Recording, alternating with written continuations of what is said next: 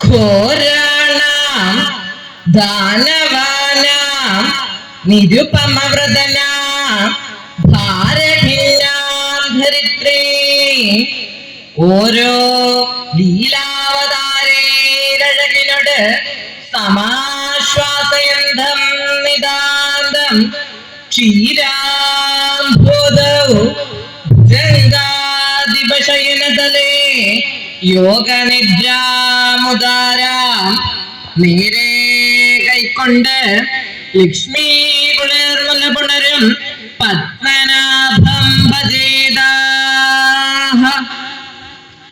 പുരുഷാർത്ഥ നിശ്ചയത്തെ സാധിപ്പാനായിക്കൊണ്ട് അഖില ജഗദാധാരഭൂതനായി സച്ചിദാനന്ദ സ്വരൂപനായിരിക്കുന്ന സ്വാമി ശ്രീ ഭഗവാൻ മഹാവിഷ്ണുവിന്റെ ശ്രീമത് പാദാരവിന്ദങ്ങളെ സർവകാലവും ഹൃദയ കമലകർണികാമധ്യത്തിങ്കൽ അമ്മാർ വെച്ച് നിസ്തുല ഭക്തി പുരസ്സരമാകും വണ്ണം ഉപാസിച്ചു കൊള്ളണം.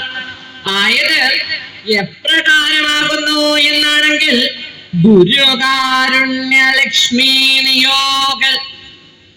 എങ്കിലോ പണ്ട് അയോധ്യാധിപതിയായിരിക്കുന്ന രുക്മാംഗത മഹാരാജാവ് ധർമ്മപത്നിയായിരിക്കുന്ന സന്ധ്യാവലിയോടും പുത്രനായിരിക്കുന്ന ധർമാംഗതനോടും കൂടി കോസല രാജ്യം യഥായോഗ്യം യഥാവിധി പരിപാലിച്ചു പോരും കാലത്തിങ്കൽ ആ മഹാരാജാവിനുണ്ടായ അവസ്ഥാവിശേഷങ്ങളാകട്ടെ ആക്രന്ദൻ മുക്തകണ്ഠ മുരമദനഹരേ പത്മനാഭ പ്രസീദേത്യാധായാസി കഥഞ്ചിത് തരളകരതല ഭ്രംശ്യമാനം നരേന്ദ്ര യാവത് പുത്രസ്യ കണ്ഠം വിദളയിതും ഉപചക്രമേ വിശ്വമൂർത്തി പ്രത്യക്ഷീഭൂയതാവത് സ്വയമസി സഹിതം പാണിമസ്യാഭ്യഗണ്ണാൽ. രുക്മാംഗത മഹാരാജാവ് ധർമ്മനിഷ്ഠനായി സത്യസന്ധനായി ഭഗവൽ സേവാനിരതനായിക്കൊണ്ട് രാജ്യഭാരത്തെ ചെയ്യും കാലത്തിങ്കൽ ഒരു ദിവസം ആ രുക്മാംഗത മഹാരാജാവിന് എന്താ ഉണ്ടായെന്നാണെങ്കിൽ അദ്ദേഹം മുക്തകണ്ഠമാക്രന്ദൻ നിലവിളിച്ചുകൊണ്ട്, ആരോടാ ഈ മുക്തകണ്ഠമാക്രന്ദൻ? മുരമദനഹരേ പത്മനാഭ പ്രസീദ. അല്ലയോ പത്മനാഭ മുരഹര ഭഗവാനെ, വിഷ്ണു ജയ ജയ വിശ്വംഭര ഭഗവാനെ എന്നിങ്ങനെ ആക്രന്ദനായി മുക്തകണ്ഠമാക്രന്ദനായി. എന്താ മഹാരാജാവ് എപ്പോഴാ മുക്തകണ്ഠനായത്? ഇത്യാധായാസി പ്രസീദ പ്രസീദ പ്രസീദ എന്നിങ്ങനെ പറഞ്ഞുകൊണ്ട് മഹാരാജാവ് തന്റെ വാളങ്ങിട്ടെടുത്തു. ആദായാസി അസിം ആദായ. പക്ഷെ ആ വാളെടുത്ത് പിടിച്ചിരിക്കുന്നത് എന്തിനാ? എന്താ ഉണ്ടായത്? തരള കരതല ഭ്രംശ്യമാനം നരേന്ദ്ര.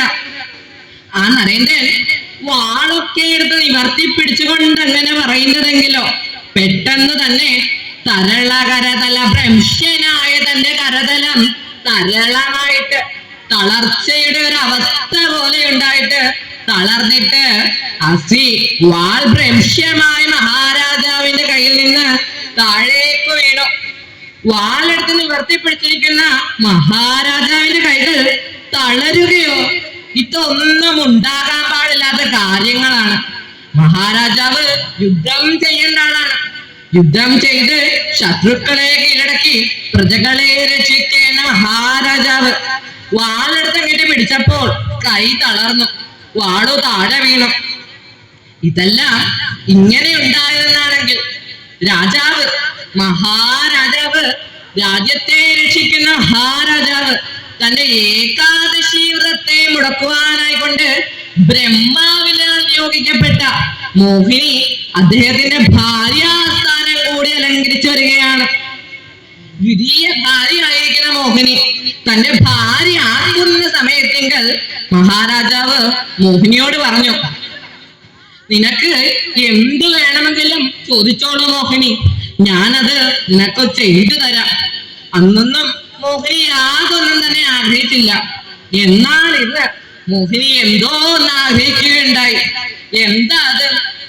പ്രഭാതത്തിൽ തന്നെ മോഹിനി നല്ല വേഷഭൂഷാദികളോടുകൂടി അണിഞ്ഞൊരുക്കിക്കൊണ്ട് മഹാരാജാവിന്റെ മുൻപാകെ ഭക്ഷണവുമായിട്ടെത്തി. രാജാവ് ചോദിച്ചു, എന്തേ മോഹിനി ഇതിനകത്ത്? മോഹിനി പറഞ്ഞു, ഇത് ഭക്ഷണമാണ്, അങ്ങിത് കഴിക്കണം. എന്തേ, നീ ഓർക്കുന്നില്ലേ? ഇന്ന് ഏകാദശിയാണ്. അതിനിപ്പോൾ എന്താ? ഏകാദശിയെങ്കിൽ ഭക്ഷണം കഴിച്ചാൽ എന്തുണ്ടാകും? ഏകാദശി ഭക്ഷണം കഴിക്കണം, അരിയാഹാരം. ഏകാദശിയെങ്കിൽ ഭക്ഷണത്തെ കഴിക്കില്ല എന്ന് മഹാരാജാവ് ശാഠ്യത പിടിക്കുകയുണ്ടായി. അപ്പോൾ മോഹിനി പറഞ്ഞു, എല്ലാവർക്കും ഇഷ്ടമായത് ഞാൻ അങ്ങയോട് പറഞ്ഞപ്പോൾ അങ്ങയ്ക്കത് ഇഷ്ടമാകുന്നില്ല എങ്കിൽ അങ്ങിത് കഴിക്കണ്ട. മറിച്ച് ഞാൻ ചോദിക്കുന്നത് ചെയ്തു തന്നാൽ മതി. ചോദിച്ചോളൂ മോഹിനി, ചോദിച്ചോളൂ. അങ്ങോട്ട് ഇരിക്കുക.